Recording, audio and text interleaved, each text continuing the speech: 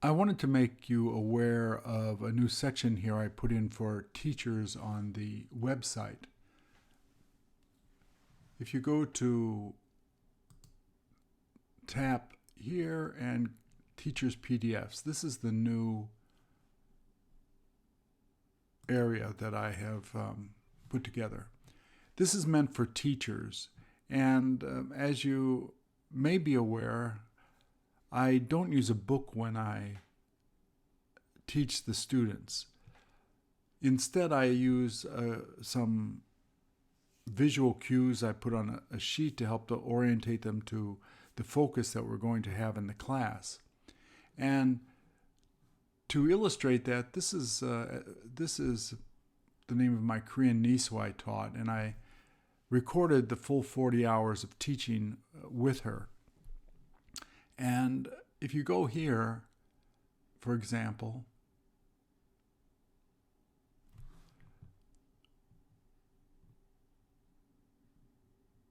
this introduction is a couple of PDFs just before I start hour one to orientate her to the method of making questions and sentences in English, how that's done. But then we start with hour one, and these PDFs that you find here, if you tap here, this is the PDF that I use for a Korean student, only because I add the identical Korean pattern for this.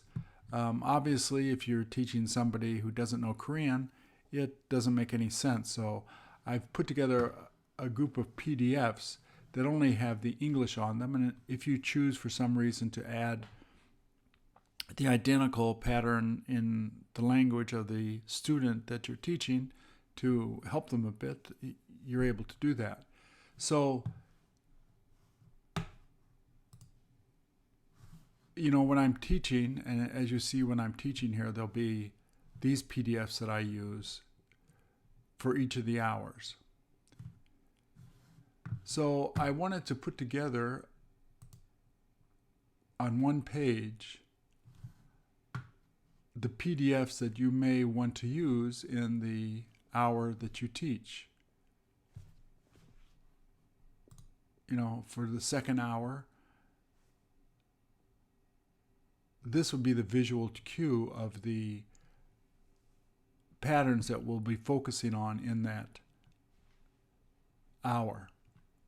And since it is progressive, what happens is that these patterns, after we've studied these, we move on to these patterns. There's usually no more than 7 to 10 patterns per hour that we review.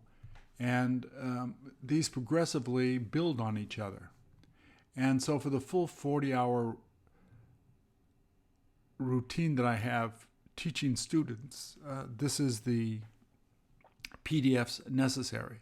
You can also find these same PDFs, for example, these PDFs on hour 33. If you go to the,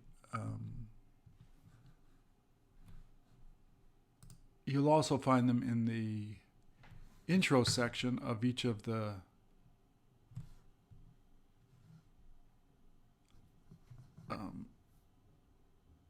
sessions that I have. So to make it easier, you can either print them out from the lesson themselves, or you can go back to this one page which has all of the PDFs necessary for each hour that you teach. The beauty of having a set system for beginning students is that, first of all, you're not reading a book during class. The teacher isn't monopolizing a conversation because they're asking a question and the student should be answering with the same pattern. For example, if I ask them, where are you thinking of going? They should say, I'm thinking of going to the movies. Some may make a mistake. I'm thinking to go. Well, they change the pattern, and when you change the pattern, for example, if you change the pattern in any way, it is wrong. they can't say I am thinking to in a verb. It's always I'm thinking of going. Patterns are the diamonds in the rough of conversation because patterns never change. They always make you sound good. So as a teacher, you're playing much of a detective looking for faults in how they're responding to you with the same pattern. What are they hearing and what are they saying? So you can, ask them in the positive and negative questions, past, present, and future, and you can see if they're able to absorb what you've said and answer you back in the same tense, whether positive or negative. So the beauty of the patterns is that they never change. They're used a lot. And as you go through the patterns, you'll be building one upon another, and it's much like a pyramid. You're building the base of conversation. It also allows the student to control a conversation because they know what they know, how to speak. So they can use that to control the native speaker who has a vast, palette of English that they can speak, but you want them to narrow it down to your level. Otherwise, when they speak, it sounds like a freight train going by. You're not catching anything. So it gives them the ability to control conversation. So this area here allows you to some visual cues if you want to use during your class, if you teach the same way I do.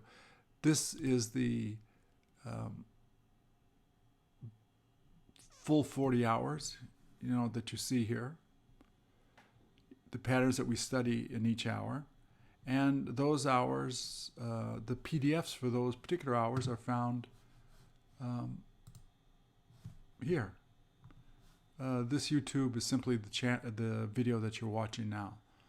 Should you have any questions, you can always contact me and I will help you with it. Students learn to speak by speaking. Just simple listening practice is, they can watch TV and listen to a TV, but you want to have them speak. You get them to speak by you making simple questions to them with patterns. Patterns help them to express their feelings. And many students will come up to you, or they came up to me and they said, I know a lot of English, but I don't feel I'm able to express myself. What they're saying is that they don't know how to express their feelings. And the feelings are basically transferred through these very basic patterns. You as a teacher can identify the patterns for the students so that they don't waste their time on things they'll never hear. These are patterns that they'll always hear from the native speaker. So you're not wasting their time.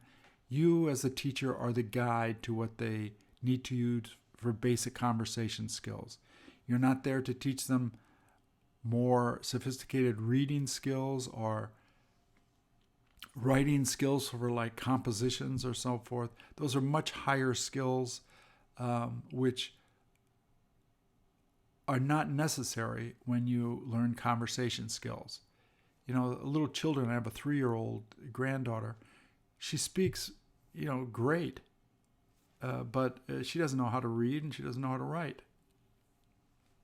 She doesn't know how to write sentences. She doesn't know how to write essays, but she speaks because she's learning conversation skills. It's very, very different than a reading and a writing skill. Some teachers mix them up and confuse the beginning student. The beginning student just wants to get a running start to help them be able to speak, to avoid the great frustration of not being able to speak. They want to solve that problem and be able to communicate. And these patterns will help them do it. The nice thing for the teacher is that if you have multiple classes or multiple individuals that you're speaking who are at different levels, during this 40-hour process, you're never confused because for example, the last student that I have, we studied up to hour 6. I may have a student the next hour that studied up to the hour 18. So I know what they should know. I'm not introducing vocabulary to them. Most of them have a basic sense of vocabulary. Vocabulary teachers shouldn't become glorified dictionaries for the students. Students, when they want to learn a word, they can go and look in a dictionary for it. They don't need you to do it. They need you to focus them on a path to be able to speak well. And this is one system that allows you to do that easily. Thank you.